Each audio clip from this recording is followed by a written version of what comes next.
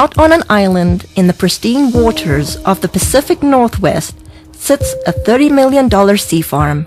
Not just an ordinary sea farm challenging the environment, one that actually gives back. One of the things that's always been extremely important to my dad has been the environment. What's incredible about this process is that we bring in a very small amount of seawater into the facility to recreate the spring bloom on land.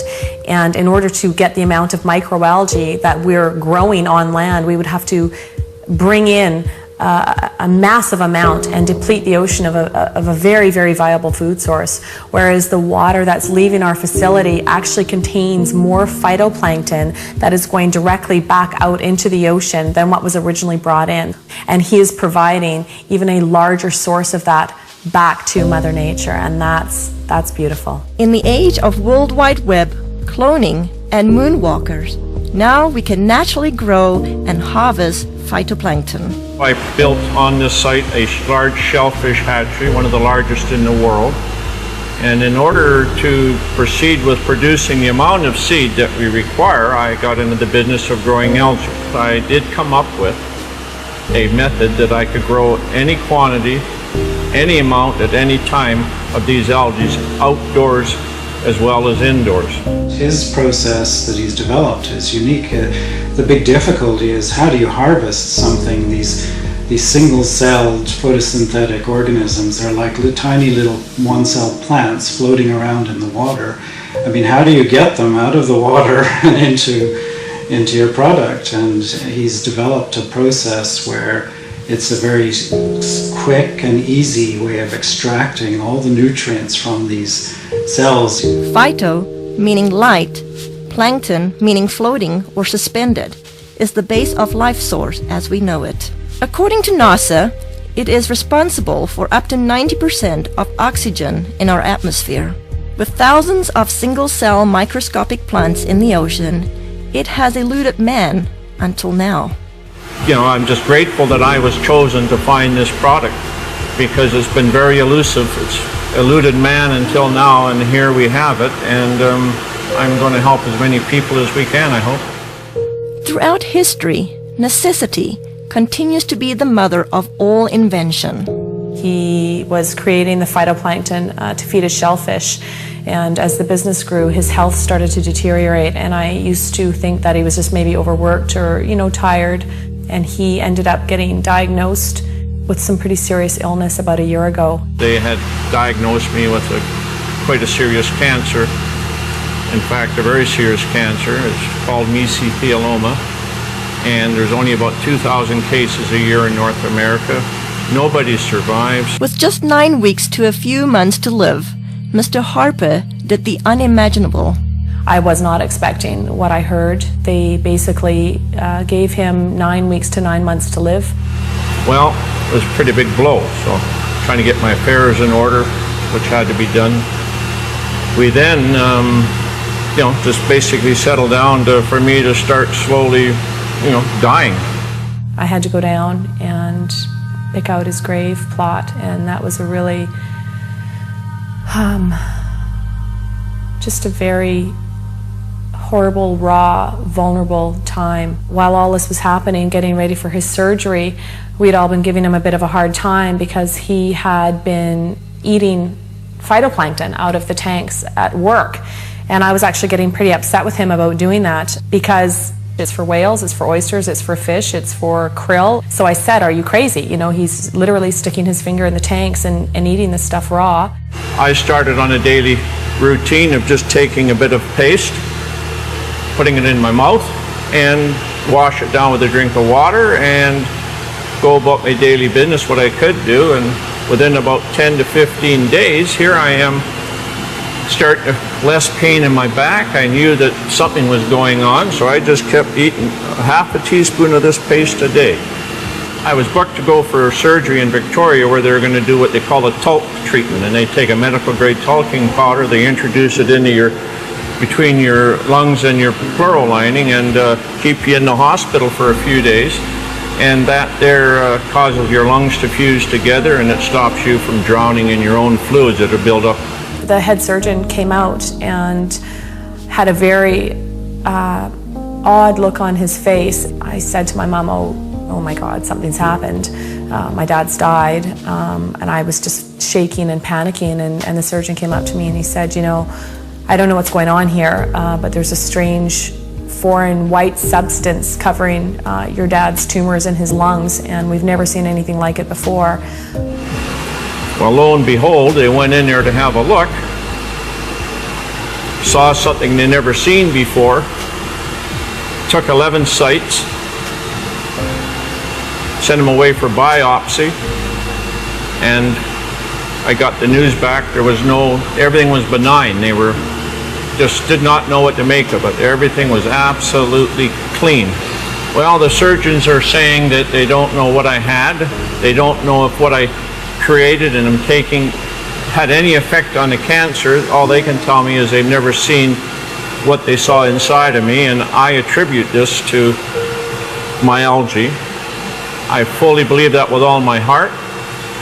I do moderate exercise every day. I watch what I eat. I lead a very normal life. And as a bonus, I've lost weight and I've tried dieting all my life because I'm a diabetic, or I was a diabetic. If it's a coincidence or not, I don't know. But anyway, my blood sugar started dropping. My weight started falling off, and I ended up probably within about a 6-month period, here I am no longer requiring insulin, and I was taking 88 units a day of insulin, and I now can eat just about what I want in moderation, and I have no elevated sugar levels, and I feel fabulous. The potential benefits far outweigh the painstaking process to create even a teaspoon of a concentrated finished product. Well, we can do in a neighborhood in the winter months about 25 ton of product, summer months up to 45 metric tons a day. And just as an example, these tanks you see beside me here, it would require 10 of these tanks of algae to give me one of these, which is an 8-ounce container. So if you look at that, think about the magnitude of growing equivalent to 45 metric tons a day. That's quite a remarkable feat, because there's billions upon billions just in these 3 tanks, and we can grow them in a 1 million liter tank. So, and that's what we get our 25 or 40 ton a day from. With 8 million liter tanks, using nature's elements, Mother Nature's kitchen has the capacity to nourish the world. It boasts a nutritional analysis second to none, including pigments, diatoms, and xanthophylls. You know, in spring in the northern hemisphere, when the light conditions are right and the nutrient conditions are right, there's a spring bloom, and you get hundreds of diatom species blooming. So they're producing pigments, there's a complement of amino acids, fatty acids, and vitamins. And the thing that's working in the product is probably the pigment, called the xanthophylls. And in phytoplankton, there are 2 xanthophylls I can think of offhand that potentially have some great benefits: fucoxanthin and diadinoxanthin. With this scientific breakthrough, it's no wonder experts from all over the world are clamoring to get their hands on phytoplankton. We've had calls from Asia, we've had calls from the UK, we've had calls from many from the States, all over Canada. People that have heard about this, whether it be through word of mouth, through any articles that have been written in the newspaper. But this is a product that is in such huge demand, and it's very interesting when we're getting phone calls from people within the medical system or within the holistic healing, people that are really taking a stand around their health, that are looking for something. The world really is coming to our door requesting, the product. They're hearing from their friends, they're hearing from this, that it is helping them in almost every aspect of their life. He's very protective of this product, and he doesn't trust it to just anybody. It's something that he holds very near and dear to his heart, as does the entire family. Even through such demand, those who partake this precious product are embracing health in a way like never before. a really good friend, and he had this problem with dandruff. I mean, we tried everything with him. Nutritional approaches, we've tried. Emotional approaches, we've tried. Adjustments, anything you could think of. He came into my office one day and he literally bent over and did this. He does that and I'm looking, there's nothing. And I couldn't believe it. And then he says, well, I got this stuff. And it turned out to be the plankton, the phytoplankton. And I said, well, what did you do with it? Did you put it on your head? He said, no, I just took it internally. And I said, well, how long have you been doing this? And it wasn't even a week. It wasn't even a week till it was completely gone. When I saw that, I mean, lights went off all over the place. I mean, for that to have an internal product, to have that kind of an effect on an external problem like that, it means that it had to do something amazing internally. Testing each batch to ensure the quality control come first at the conclusion of each batch. Yeah, every batch I look at, I mean, there's always a concern that some condition has gone awry, and you have to make sure that all the species are benign. Whether it will be your health, energy, pH, or just life force, let phytoplankton work with your body the way it works with Mother Earth.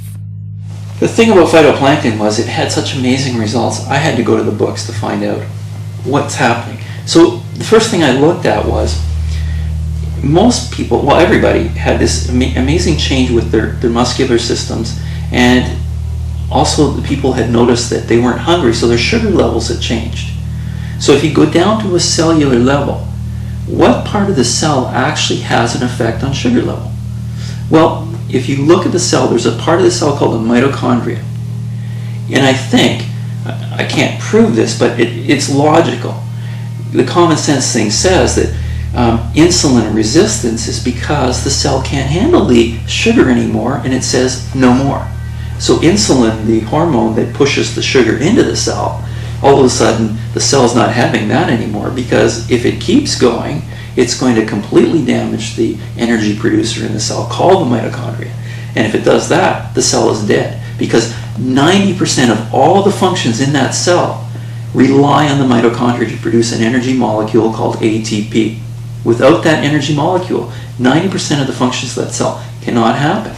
So when I looked at it, it made a lot of sense. And then I looked further. What's really interesting is a lot of the common diseases we're having today, what are they finding? They're finding damage to the cellular level, the mitochondria at the cellular level.